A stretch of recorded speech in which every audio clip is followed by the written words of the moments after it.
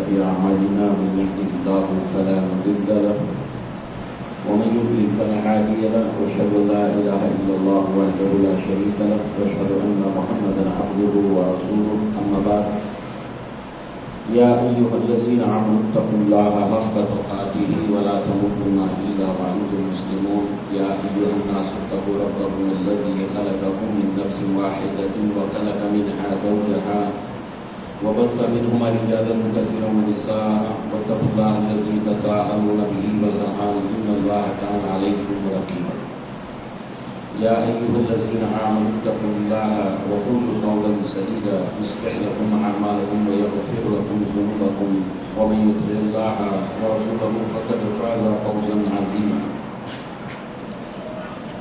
فإن خير الحديث كتاب الله وخير الهدي هدي محمد صلى الله عليه وسلم وشر الأمور محدثاتها وكل محدثة بدعة وكل بدعة ضلالة وكل ضلالة في النار وقال الله تبارك وتعالى يا بني أقم الصلاة وأمر بالمعروف وانهى عن المنكر واصبر على ما أصابك إن ذلك من عزم الأمور رب اشرح لي صدري ويسر لي أمري واحلل عقدة من لساني يفقهوا قولي اللهم أرنا الحق حقا وارزقنا اتباعه وأرنا الباطل باطلا وارزقنا اجتنابه آمين يا رب العالمين. لقمان کی نصیحتیں جو انہوں نے اپنے بیٹے سے کی اس عنوان کے تحت آج جن نصیحتوں کو ہم سنیں گے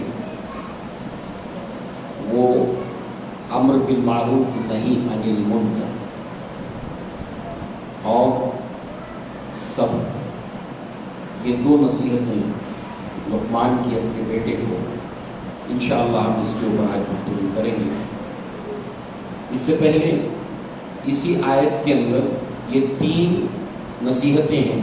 یا بنی اقم الصلاۃ، اے میرے بیٹے نماز کو قائم کر۔ پھر نمبر 2 وامر بالمعروف وانہی عن المنکر، لوگوں کو بھلائی کا حکم دے برائی سے روک۔ واصبر علی ما اصابک، یہ جو کچھ تجھ پر بیتے گزرے اس پر صبر کر۔ ان ذالک من عزم الامور، یہ بہت ہمت کے کاموں میں سے ہے۔ لہذا نماز کے تعلق سے ہم نے گزشتہ مرتبہ سنا جو لقمان نے نصیحت کی اپنے بیٹے کو، اور اب اسی آیت میں سے دو نصیحتیں، ان میں سب سے پہلی وامر بالمعروف وانہی عن المنکر۔ ہمیں معلوم ہونا چاہیے کہ امت مسلمہ یعنی ہم امت محمد صلی اللہ علیہ وسلم، اس کی یہ ذمہ داری ہے کہ وہ امر بالمعروف اور نہی عن المنکر کرے۔ اللہ تعالیٰ نے قرآن میں کئی ایک مقامات کے اوپر یہ بات الگ الگ اصطلاحات کے ساتھ بیان فرمایا، جیسے وَتَوَاصَوْا بِالْحَقِّ وَتَوَاصَوْا بِالصَّبْرِ، حق بات کی باہم وصیت کرنا، صبر کی باہم وصیت کرنا۔ یہاں امر بالمعروف نہی عن المنکر کے ساتھ صبر آیا۔ پھر کہیں اللہ نے فرمایا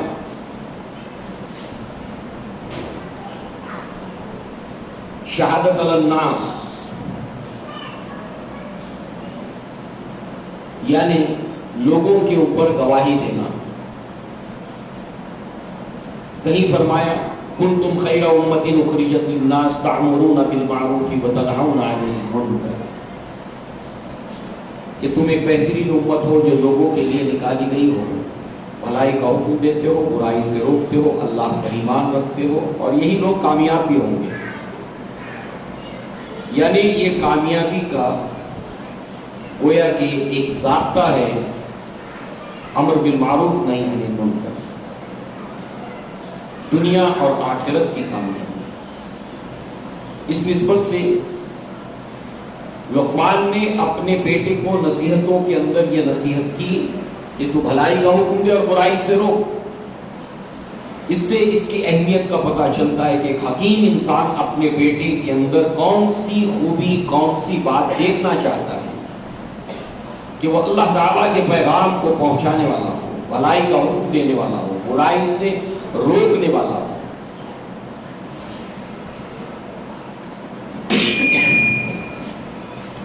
اللہ کے نبی صلی اللہ علیہ وسلم کے جو اوصاف تورات میں پچھلی کتابوں میں بتائے گئے ہیں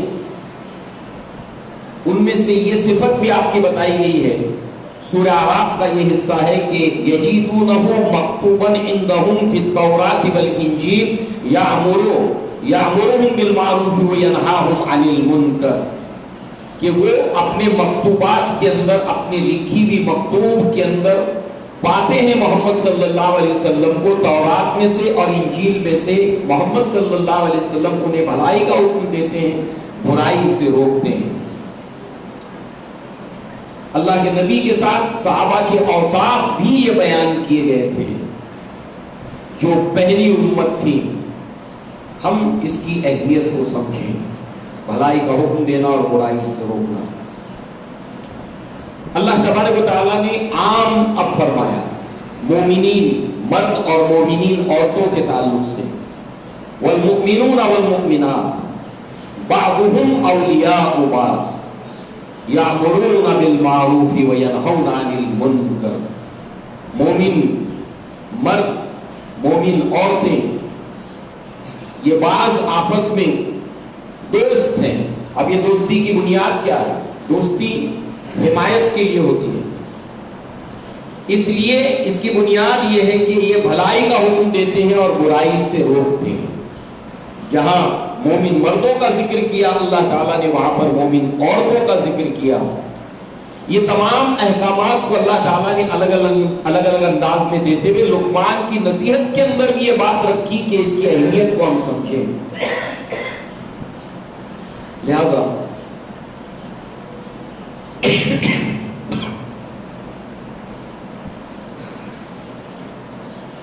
اللہ تعالیٰ کا یہ پیغام، بھلائی کا حکم دینا اور برائی سے روکنا، یہ ہمیشہ جوڑے جوڑے کی صورت ہی میں آیا ہے.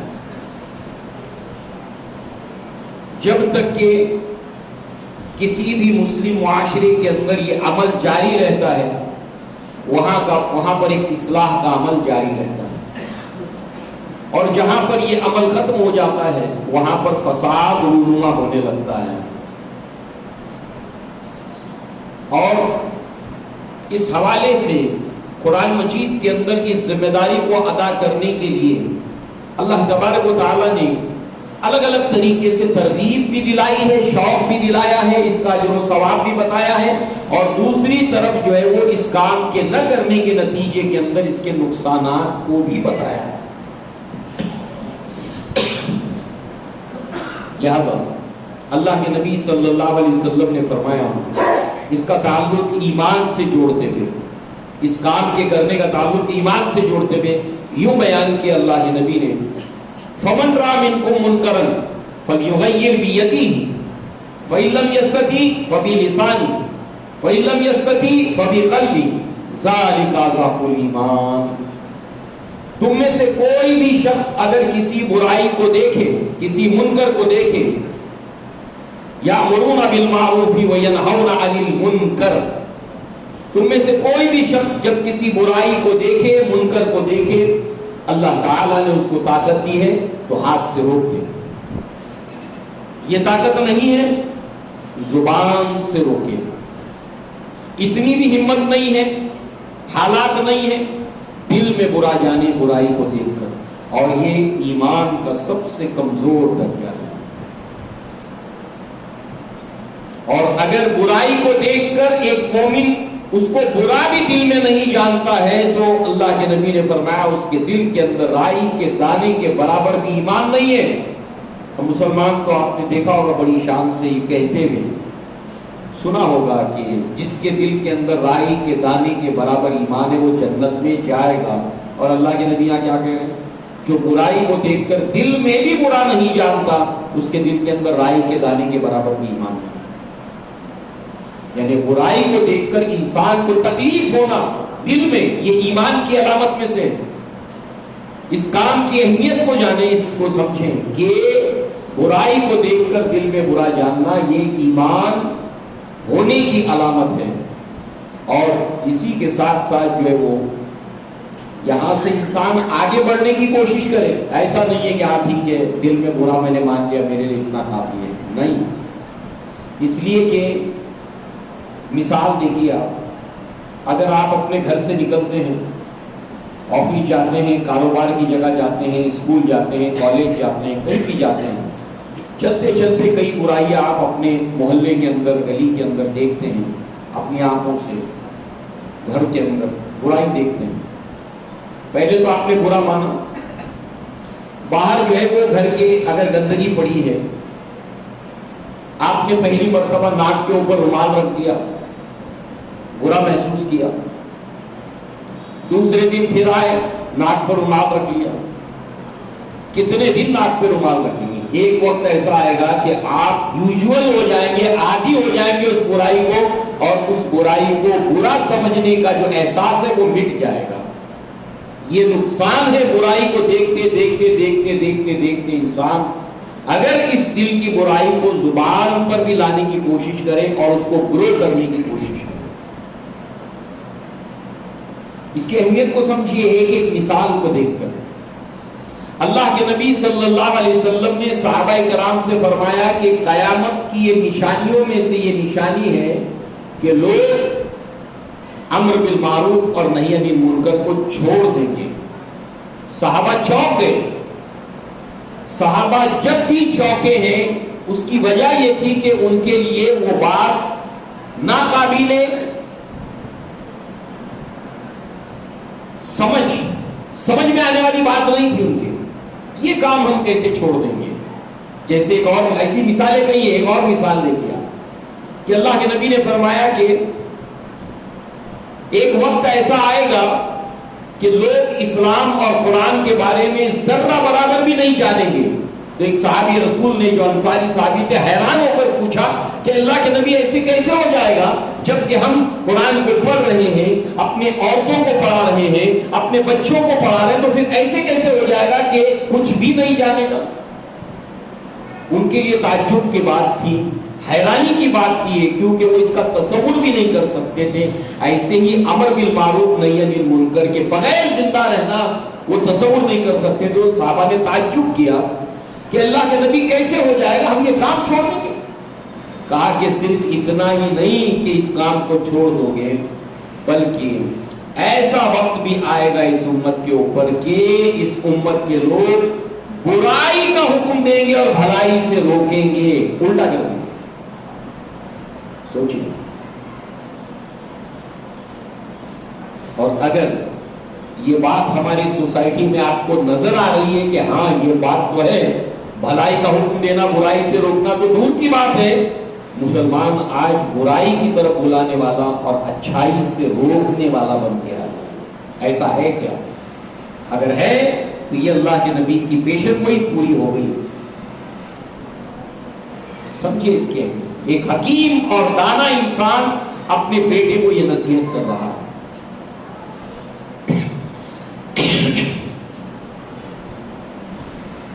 اس کے نقصانات دنیا میں ہیں، آخرت میں ہیں، تو فردن دنیا کے اندر اجتماعی نقصانات ہیں. اس کام کو نہ کرنے کے نتیجے میں اس کے اجتماعی نقصانات ہیں. ایک نقصان کیا ہے اس کا؟ جب انسان دائی نہیں بنتا ہے تو مدعو بن ہی جاتا ہے. اگر وہ دعوت دینے والا نہیں ہے آگے بڑھ کر آفینسولی، تو دنیا میں ہر دور کے اندر بہت ساری دعوتیں دی جاتی ہیں، بلایا جاتا ہے. اسی لیے قرآن کے اندر سورہ حامیم سجدہ میں اللہ نے فرمایا وَمَنْ أَحْسَنُ قَوْلًا مِّمَّنْ دَعَا إِلَى اللَّهِ. اس سے بہترین بات کس کی ہو سکتی ہے؟ جو اللہ کی طرف بلائے. یعنی بہترین بات کی طرف بلانے والے لوگ بھی ہیں، اچھی باتوں کی طرف بلانے والے لوگ بھی ہیں. انسانیت، مانوتا، چیریٹی، سوشل ورک، سماج سیوا، بہت سی اچھائیوں کی طرف بلانے والے لوگ ہیں.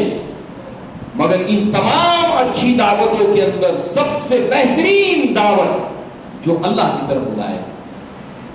اسی کے ساتھ ساتھ دوسری دعوتیں وہ بھی ہیں کہ جو برائی کی طرف بلانے والی دعوتیں ہیں.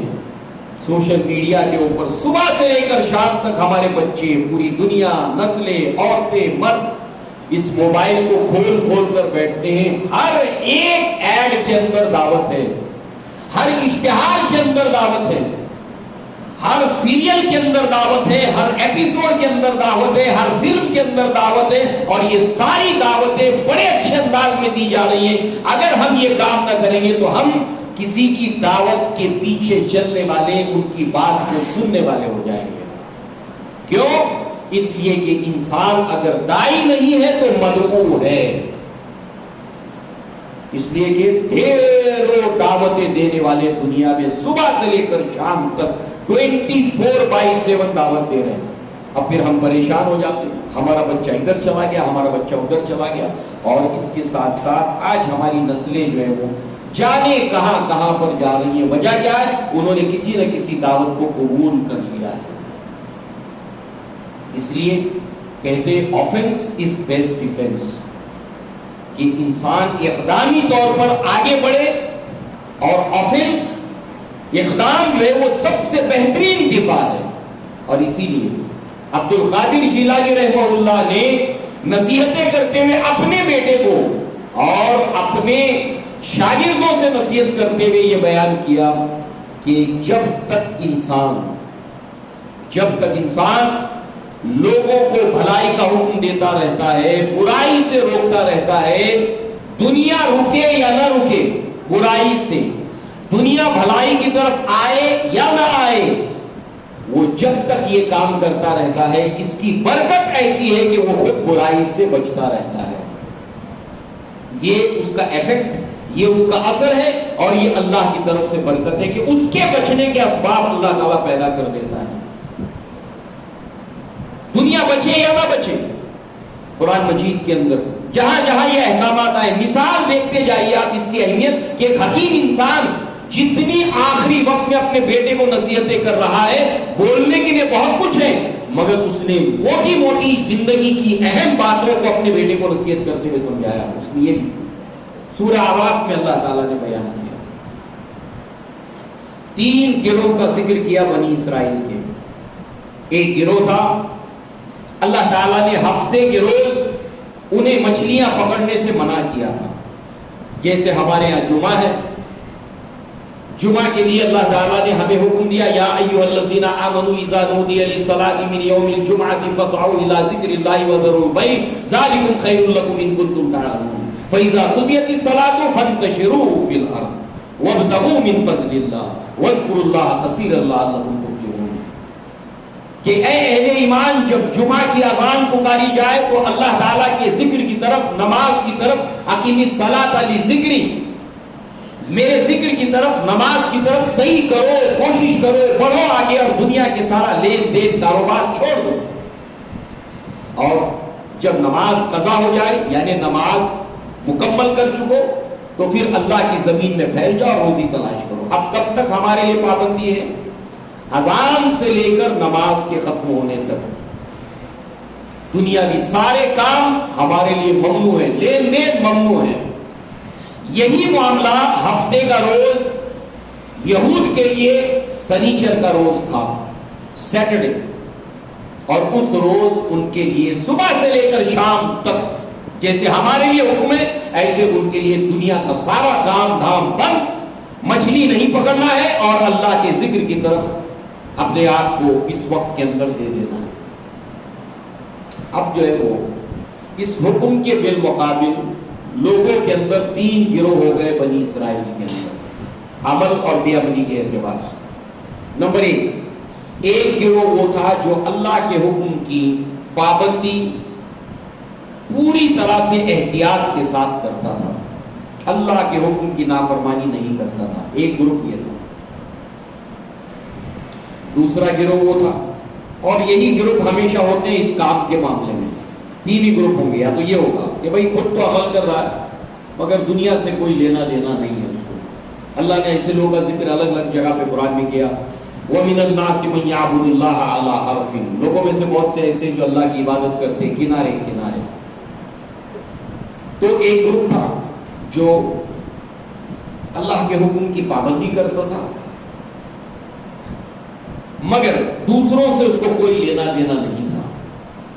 ایک دوسرا گروہ تھا جو اس کے بالکل اپوزٹ، جو اللہ کے حکم کی نافرمانی کرتا تھا، ہیلا کرتا تھا، بہانہ کرتا تھا، اور منع کرنے کے باوجود بھی وہ جال کو پھیلا کے رکھتا تھا تاکہ جو ہے مچھلیاں اسی روز امتحان کے طور پر اود کر جو ہے وہ چلی آتی تھی، اور وہ للچا جاتے تھے اور جال ڈال کے جو ہے پہلے یہ ہیلا کرتے تھے کہ پھر بعد میں جب پکڑ لیں گے اس کو.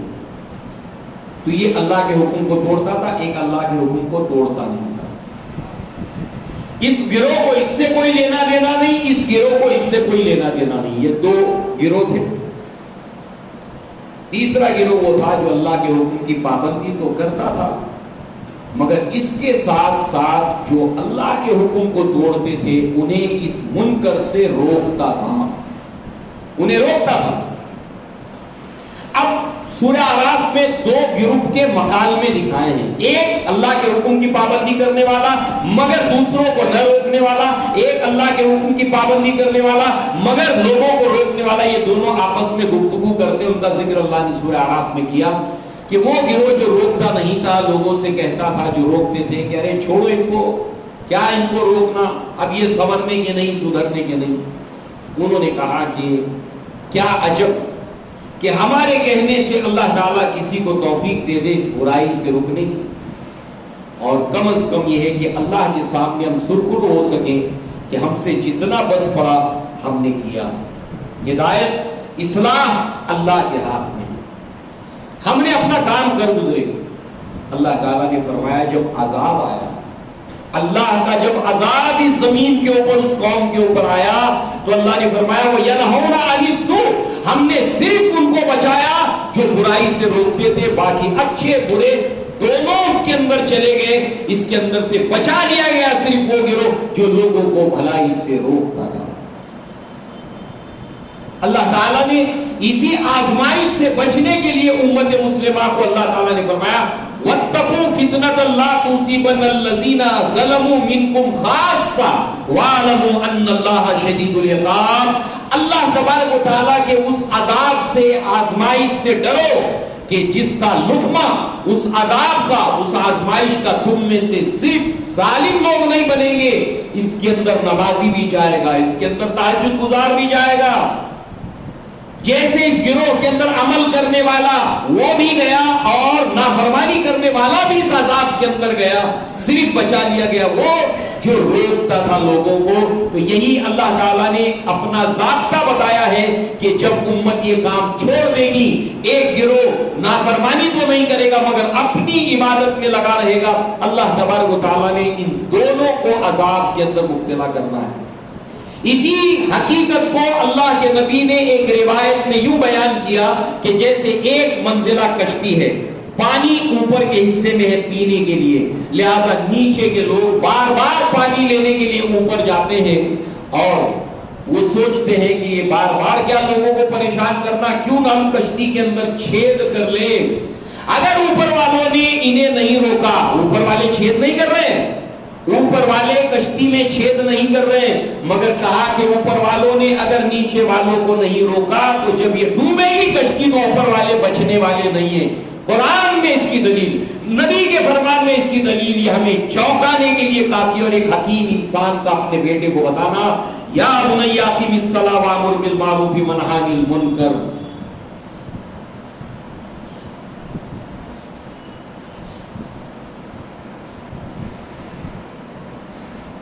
مسلمانوں کی تاریخ کے اندر کچھ ایسے واقعات ہیں اس عنوان کو لے کر. ایک واقعہ آپ سنیں. اللہ تبارک و تعالیٰ نے امت مسلمہ کو تتاریوں کے ذریعے سے ایک زبردست عذاب میں مبتلا کیا. ایسا کشت و خون کیا انہوں نے، ایسا قتل عام کیا کہ مورخین کہتے ہیں کہ لکھو مت ورنہ کہیں مایوسی نہ چھا جائے. ان تتاریوں نے خون کی ندیاں بہا دی، لائبریریاں جلا دی، کتابیں بڑی بڑی پانی کے اندر بہا دی، دجلہ اور فرات کے اندر. اتنا جانی مالی نقصان کیا اور جتنے مسلمان انہوں نے قتل کیے سردار جتنے تھے مسلمان قائد اور لیڈر، ان کے سروں کو قلم کر کے اس کا ڈھیر کیا، سروں کا ڈھیر کیا، اس کے اوپر اپنا تخت لگایا، اور تخت لگا کر اس کے بیٹھ کر وہ تتاری جو قبیلے کا سردار ہے وہ شراب پیتا ہے۔ یہ کون ہے؟ کنتم خیر امت اخرجت للناس تعملون، بہترین امت لوگوں کے لیے نکالی گئی، مگر یہ بہترین کب ہے، خیر کب ہے؟ مشروط ہے۔ کنتم خیر امت اخرجت للناس شرط تأمرون بالمعروف وتنہون عن المنکر، یہ کنڈیشن فلفل نہیں کرتے تو یہ ہے۔ اللہ تبارک و تعالیٰ نے اغیار کے ذریعے سے ذلیل و خوار کیا، یہی ابھی آیت سنی، واتقوا فتنۃ لا تصیبن الذین، سورہ اعراف کے حوالے سے دیکھا، نبی کے حدیث کو مثال کے ذریعے سے نبی نے سمجھایا، اس کو دیکھا، اور یہ عملی تعبیر اس کی اس امت مسلمہ کی، یہ سمجھتے اپنے آپ کو ہم سب سے بہترین امت، یہ حال کیا۔ مگر ان کے اندر کچھ ایسے لوگ تھے کہ اس گئے گزرے حالات میں بھی جب منہ کھولنا محال ہے ایسے ظالموں کے سامنے، انہوں نے اپنی اس ذمہ داری کو کبھی فراموش نہیں کیا۔ اور ایک ایسے ہی اللہ کے بندے جو ہے وہ دوپہر کا وقت ہے اور سارے قبیلے کے لوگ اور سردار آرام کر رہے ٹینٹ میں، وہاں پر جا کر زور سے اذان دینا شروع کر دیا۔ اب اس کو کیا معلوم اذان کیا ہے؟ اس نے کہا کہ کون ہے، اس کو پکڑ لاؤ، پکڑ کر لایا گیا۔ غصہ تو بہت آیا اس کو، قبیلے کے سردار کو، مگر اس نے اپنے غصے کے اوپر ضبط کرتے ہوئے سوال پوچھا، اس کے ذہن میں سوال پیدا ہوا کہ اس کو ڈر نہیں لگا، اور یہ جو بول رہا تھا زور سے آواز میں، اس نے پوچھا کہ تم دوپہر کے سونے کا وقت ہے اور تم یہ زور زور سے آواز کر رہے تھے اذان کے اوپر، اس نے اعتراض کیا، یہ سب حالات کیوں آتے ہیں، یہ کیوں آتے ہیں ایک کے بعد ایک؟ کیونکہ ہم نے اپنا کام چھوڑ دیا، یہ سلسلہ رکے گا نہیں، تاریخ شاہد ہے، تاریخ اپنے آپ کو دہراتی رہتی ہے۔ اس نے کہا کہ یہ بتاؤ، اس کے پاس کتا بنا ہوا تھا اس سردار کے پاس میں، کہا کہ تم بہتر ہو یا یہ کتا بہتر ہے جو خاموش بیٹھا؟ نیند کے وقت میں ہماری نیند خراب ہوتی ہے، نیند خراب ہوتی ہے اس کے اذان بند کرو نا، یہی بات ہے نا، تاریخ اپنے آپ کو دوہرا نہیں نا۔ کہا کہ یہ کتا بہتر ہے کہ تم بہتر ہو؟ کہا کہ اب تک تو میں اس کتے سے بہتر ہوں۔ کہا کیوں؟ کہا کہ کیونکہ میں وہ کام کر رہا ہوں جو اس امت کی ذمہ داریوں اور فریضوں میں سے ہے، اگر میں یہ نہ کروں تو میں اس کتے سے بھی زیادہ بدتر ہوں۔ وہ چونکا، کہا کہ کیا ہے تمہارے پاس میں حکم؟ تو اس نے اللہ، اس کے رسول، اسلام، توحید، ایمان، قرآن، اس کی باتیں بنیادی سامنے رکھی۔ اللہ تعالیٰ نے اس کے دل کو نرم کیا، اس نے کہا دیکھو ابھی تو میں ایمان لانے کا اقرار نہیں کروں گا، مگر جب مجھے غلبہ اور طاقت مل جائے گی تو یہ خط لکھ کر دیا کہ اس کو لے کر مجھ تک پہنچنا۔ وہ انتظار کر رہا تھا کہ اس کا غلبہ پوری طریقے سے اس کے ہاتھ میں آئے، اور ابھی اگر وہ کرے گا تو بغاوت ہو جائے گی، جیسے قیصر نے کیا تھا جب ابو سفیان اور ان کے ساتھیوں کو بلا کر سوالات پوچھے تھے، ہرقل نے، روم کے اس بادشاہ نے، ہرقل نے۔ لہذا جو ہے وہ اب یہ جو دائی تھا اس کا وقت آ گیا، موت کا وقت آ گیا، اس نے اپنے بیٹے کو نصیحت کی، اور بیٹے کو نصیحت کرتے ہوئے اس بات کو تیار کیا تھا کہ یہ کام کرنا ہے، وَتَوَاصَوْا بِالْحَقِّ، شہادت علی الناس، اور دعوت الی اللہ، اور امر بالمعروف نہی عن المنکر۔ بچہ بھی اس کا دعوت دینے والا تھا، جیسے لقمان نے اپنے بیٹے کو نصیحت کی، اس کو تیار کیا اور کہا دیکھو بیٹا یہ لیٹر، یہ خط میرے پاس ہے اس ترکی جو ہے وہ سردار کا، یہ لے جانا، اس نے مجھے پیغام دیا تھا، میری زندگی میں تو ابھی مجھے نہیں پتا چلا ہے کہ اس کا غلبہ ہو سکتا ہے کہ تمہیں وہ وقت ملے، تو یہ لیٹر جا کے اس کو یاد دلانا۔ ادھر وہ جو بادشاہ تھا اس کا بھی انتقال ہو گیا، اس کا بیٹا بیٹا، مگر اس نے اپنے بیٹے کو نصیحت کی کہ تمہارے پاس جب کوئی آئے گا تو اس دین کو، اسلام کو قبول کر لینا، یہ سچا دین ہے۔ اور پھر جب اسے خبر ہوئی تو یہ لیٹر لے کر وہاں پر پہنچا تو اس نے تتاری اس بادشاہ نے قبیلے کے سردار نے اسلام کو قبول کر لیا، اس کے ساتھ قبیلے نے قبول کر لیا، اور پھر اس کے بعد میں اللہ تعالیٰ نے اس کے ذریعے سے اسلام کو دنیا کے اندر پھیلایا، انہی کے ذریعے سے پٹوایا مسلمانوں کو، اور انہی کے ہاتھ میں اللہ نے جھنڈا دیا۔ یہ ہمیشہ دنیا میں ہوتا رہا ہے، یہ سنت اللہ نے قرآن میں سورہ محمد میں سورہ مائدہ میں بیان کی۔ اللہ تعالیٰ نے فرمایا کہ اگر تم یہ کام نہیں کرو گے وَتَوَاصَوْا بِالْحَقِّ امر بالمعروف نہی عن المنکر، تو اللہ تعالیٰ کیا کرے گا؟ یستبدل قوما غیرکم، اللہ تعالیٰ تم کو ریپلیس کر کے تمہاری جگہ پر ایک نئی قوم لے کر آئے گا۔ ثم لا یکونوا امثالکم، وہ تمہارے جیسے نہیں ہوں گے۔ تو تمہارے جیسے نہیں ہوں گے تو کیسے ہوں گے؟ اس کو سورہ مائدہ کے اندر فرمایا، یا ایھا الذین آمنوا من یرتد منکم عن دینہ فسوف یأتی اللہ بقوم، اے اہل ایمان تم میں سے جو کوئی اللہ تعالیٰ کے دین سے پھر جائے گا، اللہ تعالیٰ اس کی جگہ پر ایک نئی قوم لے کر آئے گا، اور وہ نئی قوم کیسی ہوگی؟ جو اسلام میں داخل ہوگی، نئی قوم جو اسلام قبول کر کے اس میں داخل ہوگی، وہ تمہارے جیسی نہیں ہوگی، خاندانی مسلمان، پیدائشی مسلمان کی طرح نہیں ہوگی، بلکہ وہ کیا ہوگی؟ اللہ ان سے محبت کرے گا، وہ اللہ سے محبت کرے گی، وہ حق بات کرنے سے کسی لا یخافون لومۃ لائم، خوف نہیں کریں گے، ڈریں گے نہیں کسی ملامت کرنے والے کی ملامت سے کہ دعوت کا کام کریں گے تو یہ کیا کہے گا، وہ کیا کہے گا، وہ کیا کہے گا۔ ایسے ایسے اللہ تعالیٰ نے انذار کیا اس کام کے نہ کرنے کی وجہ سے، لہذا جو ہے وہ آج امت مسلمہ اس کے اوپر کم توجہ دیتی ہے، کم دھیان دیتی ہے، تو لہذا اللہ تعالیٰ نے جن سے پٹوایا انہی کے ہاتھ میں اسلام کا جھنڈا دیا۔ اسی کو اقبال نے یوں تعبیر کیا کہ ہے آیا یورش تتار کے افسانے سے، پاسباں مل گئے کعبے کو صنم خانے سے۔ ایسا نظر آ رہا ہے کہ وہ یورپ جس نے ایک وقت میں پوری دنیا کے اندر کٹائی کی ہے مسلمانوں کی، آج وہاں پر بڑی تیزی سے اسلام پھیل رہا ہے۔ کہیں ایسا تو نہیں کہ تاریخ اپنے آپ کو دہرا رہی ہے کہ انہوں نے 200 سال تک مسلمان غیر مسلم سب کی کٹائی کی، اور آج بڑی تیزی سے اسلام وہاں پر پھیل رہا ہے یورپ کے اندر، بڑی تیزی سے۔ کہیں ایسا تو نہیں کہ تاریخ اپنے آپ کو دہرا رہی ہے۔ اس کام کے نہ کرنے کے بہت نقصان ہیں، یہ جو سب آپ سن رہے ہیں، اس سے غافل نہیں رہا جا سکتا۔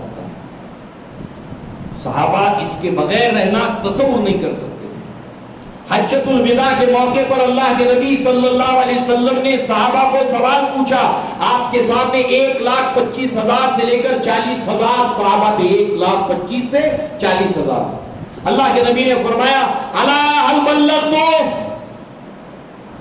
اب مکبر کہتا تھا، نبی کہہ رہے الا هل بلغت، تو جس نے سنا وہ گواہی دیتا تھا۔ الا هل بلغت، 3 بار اللہ کے نبی نے کہا کہ میں نے پہنچا دیا، میں نے پہنچا دیا، میں نے پہنچا دیا۔ یہ اتنا گمبھیر کام ہے کہ بخاری رحمہ اللہ کتاب التفسیر میں سورہ بقرہ کی آیت نمبر 142 کے حوالے سے اس روایت کو لائے ہیں کہ آپ نے فرمایا کہ یدعا نوح یوم القیامہ، قیامت کے دن نوح علیہ السلام کو پکارا جائے گا۔ نوح علیہ السلام کو اللہ تعالیٰ سوال پوچھے گا، حل بلغتم، کیا تم نے میرے پیغام کو اے نوح پہنچایا؟ نوح علیہ السلام کہیں گے نعم، اے اللہ تعالیٰ میں نے پہنچا دیا۔ تو جو اللہ کے سامنے نوح علیہ السلام کہہ رہے ہیں اس کی شہادت دنیا ہی میں اللہ کے نبی امت سے لے رہے، الا هل بلغت، میں نے پہنچا دیا کیا؟ اور صحابہ کہہ رہے کہ ہم گواہی دیتے ہیں کہ آپ نے دعوت کا، نصیحت کا، ادیتا و نصحتا، اس کا حق ادا کر دیا۔ تو نوح علیہ السلام نے پوچھا، اللہ تعالیٰ نے نوح علیہ السلام سے پوچھا، نوح علیہ السلام نے کہا کہ ہاں میں نے پہنچا دیا۔ اس کے بعد ان کی امت سے پوچھا جائے گا کیا میرے بندے نوح علیہ السلام نے، میرے نبی رسول نوح علیہ السلام نے پہنچایا؟ تو اس وقت نوح علیہ السلام کی قوم کہے گی ما آتانا من نذیر، ہمارے پاس کوئی ڈرانے والا نہیں آیا تھا۔ قیامت کے دن ہر نبی سے پوچھا جائے گا اس نے اللہ کا پیغام امر بالمعروف نہی عن المنکر کا کام کیا یا نہیں کیا. اس بات کو پھر سورہ اعراف میں اللہ تعالیٰ نے فرمایا وَلَنَسْأَلَنَّ الَّذِينَ اُرْسِلَ إِلَيْهِمْ وَلَنَسْأَلَنَّ الْمُرْسَلِينَ. ہم رسولوں کو بھی پوچھیں گے قیامت کے دن اور ان کی امتوں کو بھی پوچھیں گے. ایک ایک نبی کو پیش کیا جائے گا, پیش ہوگا نبی اللہ کے سامنے اور اللہ ان سے پوچھے گا میرا پیغام پہنچایا کہ نہیں پہنچایا. یہی بات سورہ نساء کے اندر ہے اور اس کو لے کر ایک روایت ہے بخاری کے اندر, پھر کتاب التفسیر میں بھی یہ روایت ہے اور فضائل قرآن کے اندر بھی ہے. پھیر پھیر کر اس روایت کو بخاری رحمہ اللہ لائے ہیں. عبداللہ ابن مسعود رضی اللہ عنہ قال النبی صلی اللہ علیہ وسلم اقرأ علی فقلت اقرأ علیک وعلیک انزل یا رسول اللہ. وقال النبي صلى الله عليه وسلم انا احب ان اسمع غير مني فقرات على النبي صلى الله عليه وسلم سورة النساء حتى بلغت فكيف اذا جئنا من كل امة بشهيد وجئنا بك على هؤلاء شهيدا. وقال النبي صلى الله عليه وسلم امسك رواه البخاری کی کتاب التفسیر. عبداللہ ابن مسعود رضی اللہ عنہ کہتے ہیں کہ اللہ کے نبی نے مجھ سے کہا کہ مجھے قرآن سناؤ. میں نے کہا اللہ کے نبی میں آپ کو قرآن سناؤں جبکہ قرآن تو خود آپ کے اوپر نازل ہوا. کہا کہ مجھے یہ بات پسند ہے کہ میں اس کو دوسروں سے سنوں. تو میں نے اللہ کے نبی کے اوپر قرآن پڑھنا شروع کیا. سورۃ النساء پہلی آیت سے ہوتے ہوتے ہوتے سورہ نساء کی اس آیت کے اوپر پہنچا فَكَيْفَ إِذَا جِئْنَا مِن كُلِّ أُمَّةٍ بِشَهِيدٍ وَجِئْنَا بِكَ عَلَىٰ هَٰؤُلَاءِ شَهِيدًا.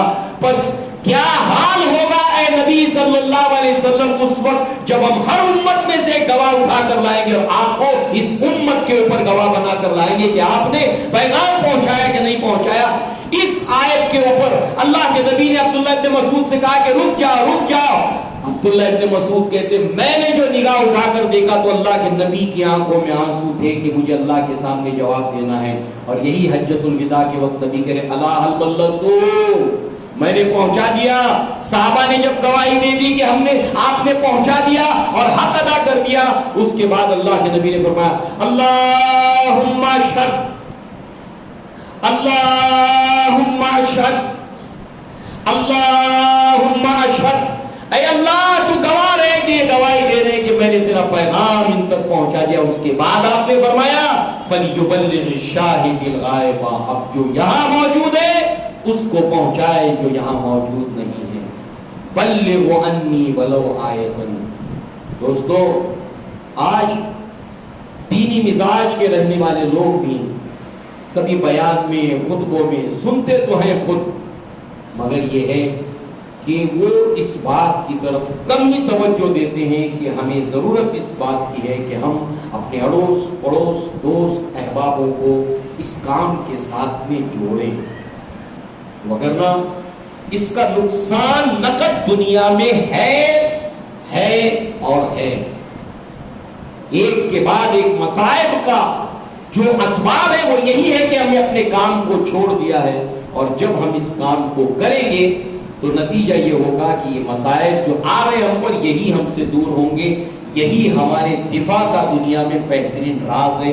اللہ کی نصرت اللہ کی مدد ہمیں اس کام کے ساتھ ملے. تکلیف ہوگی.